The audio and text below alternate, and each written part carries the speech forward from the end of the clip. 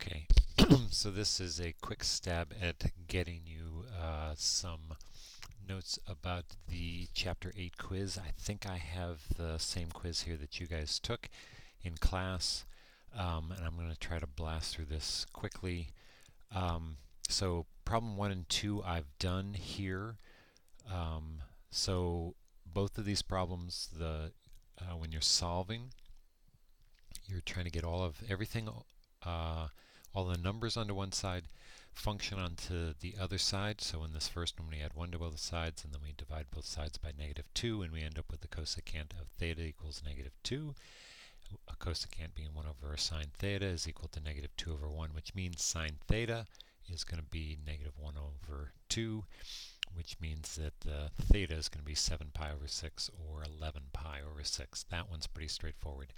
The second one here is where we're going to get more than two solutions, and we end up getting more than two solutions because we've got that 2 right there, which is making the cosine function go twice as fast as it normally does. So the way we solve this is we get all the numbers onto one side. We have the cosine of 2 theta is equal to pi over 2, which means that 2 theta is going to be pi over 4 or 7 pi over 4. And then if 2 theta is pi over 4, then 1 theta would be pi over 8. And if 2 theta is 7 pi over 4, then 1 theta would be 7 pi over 8. Now, excuse me, this gets us the two solutions between 0 and the first period. Now, since the period of this function, so the period of the function, if it's a cosine or a sine function, something based on cosine, sine, cosecant, or secant, is 2 pi over b. So here b is 2, so the period of this function is b. So these two solutions are in the first cycle of the function. And we're going to switch over here to what I have here is I've sketched or drawn. This here is the cosine function. Actually, it's the cosine of 2 theta. And you notice that it's got, this is 1 period right here. And within that first cycle, we have two solutions. The first solution, this line that I've got drawn here, is at root 2 over 2. So right here is the first solution, and right here is the second solution. But since I'm going all the way out to 2 pi, I'm allowed to have answers between 0 and 2 pi. Then there are two other solutions. There's this one right here, and there's this one right here. So this solution is the pi over 8. And if you take that solution and you go forward 1 period here, and the period of this function is pi, so then this one out here is going to be pi over 8 plus pi, so it's going to be 9 pi over 8. And then the last solution, the fourth solution, is going to be, let's see, we start with this one, which, what did we say that was? That was 7 pi over 8. And we're going to go from there, go forward 1 period to get to this solution. And then that solution is going to be out at 7 pi over 8 plus a pi, which would be out here at 15 pi over 8. Okay, so back to the quiz.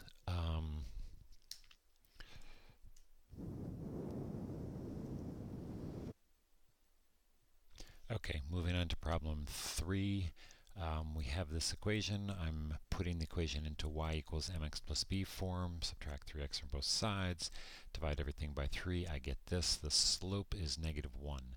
So the angle of inclination is the tangent. The tangent of the angle of inclination is the slope. So we're looking for when the tangent is equal to -1. The tangent is equal to -1 at 135, and it's also equal to -1 at 315.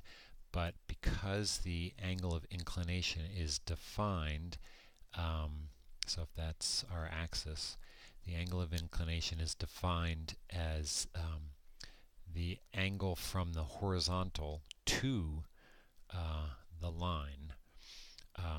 So we always do it starting at 0. So the angle of inclination is always going to be between 0 and 180. We'll never talk about the angle of inclination being 315 or the angle of inclination being negative. Right? So this is the angle of inclination. For problem 4, the difference between these three equations, first the amplitude here.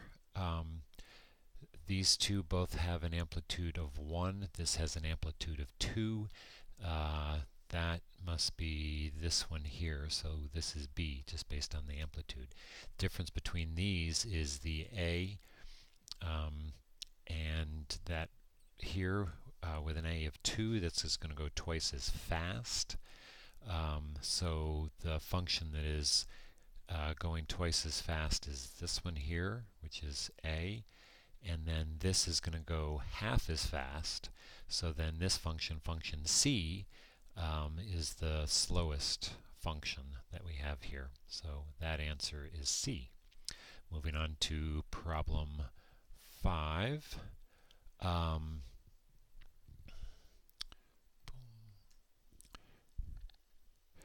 Okay, so problem 5.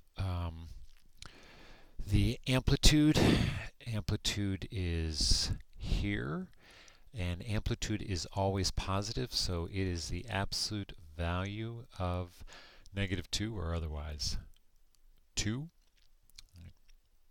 The period, the way we get the period, we did this on the previous page. Period is equal to, for the sine function, 2 pi over b.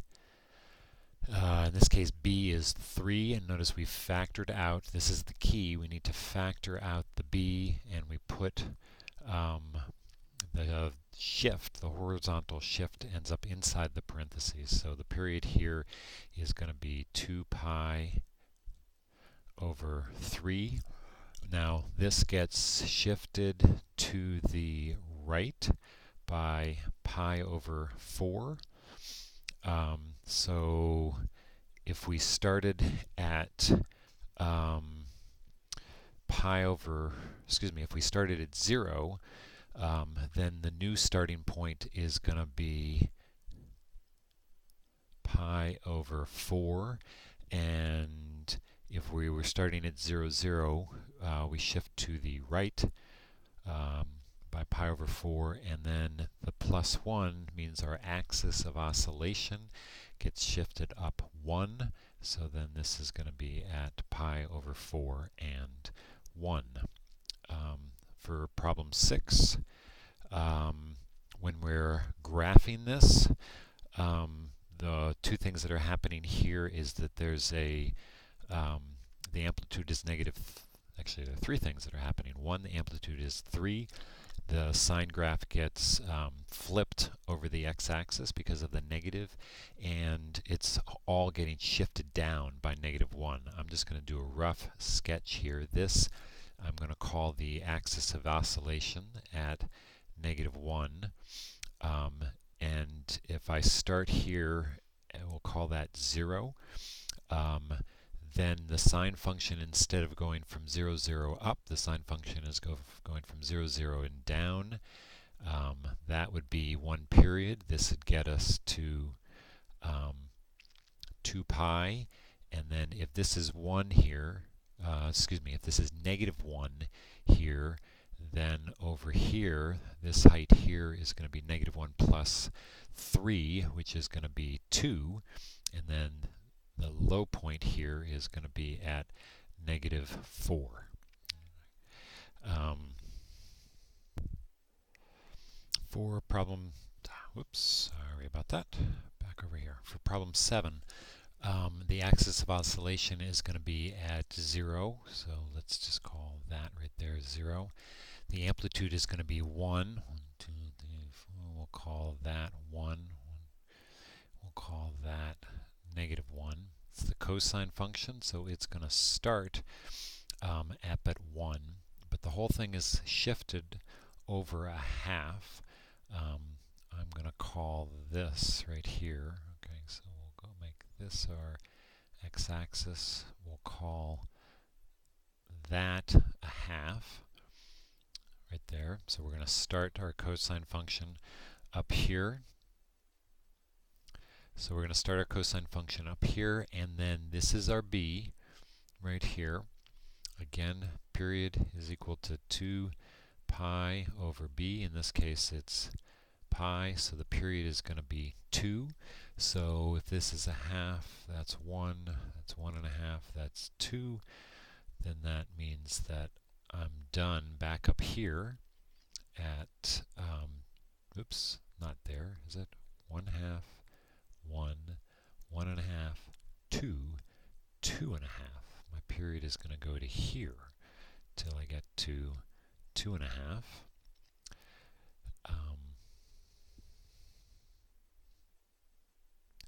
And so it's back up here, halfway in between. We're going to go 1 is going to be right here. So then the cosine function is going to look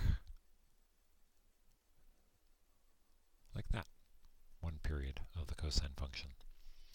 All right, and then the last problem, we need to give a graph for this equation.